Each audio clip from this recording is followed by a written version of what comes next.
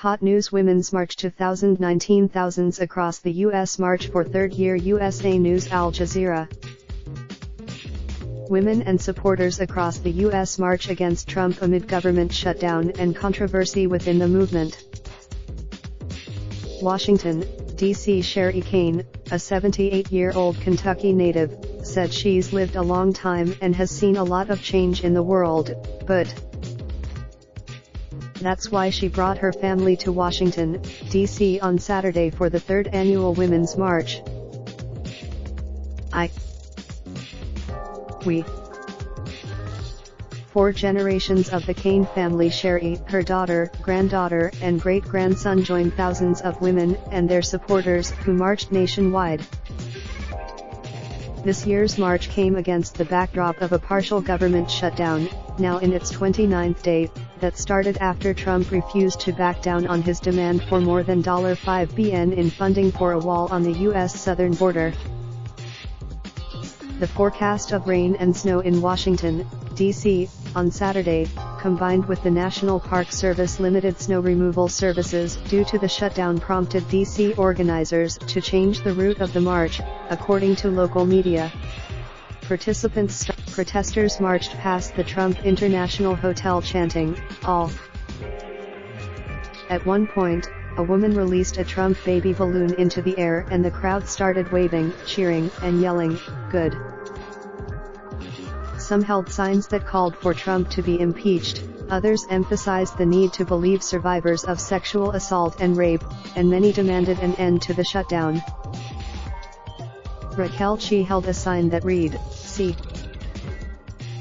We."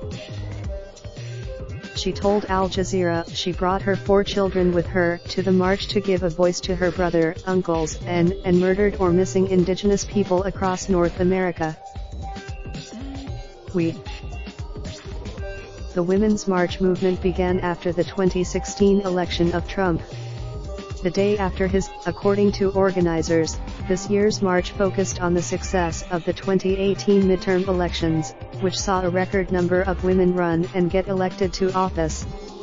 The first Muslim, the movement also hopes to turn its attention to the presidential race in 2020. In major cities, however, participants held separate marches due to controversy within the Women's March movement. In November, Teresa Shook, one of the Women's March co-founders, accused other organizers of steering the. In a Facebook post, Shook called on Sarsour, Mallory, Bob Bland, and Carmen Perez to step down and to.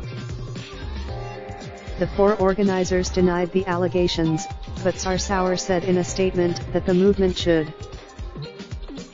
Since then, several local marches and activists have sought to distance themselves from the national movement.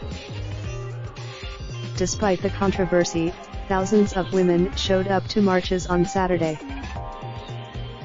Although the number is far less than the first march in 2017, 19-year-old Howard University student Sienna Moore said it's still important to continue standing up for everyone has been affected by Trump's presidency.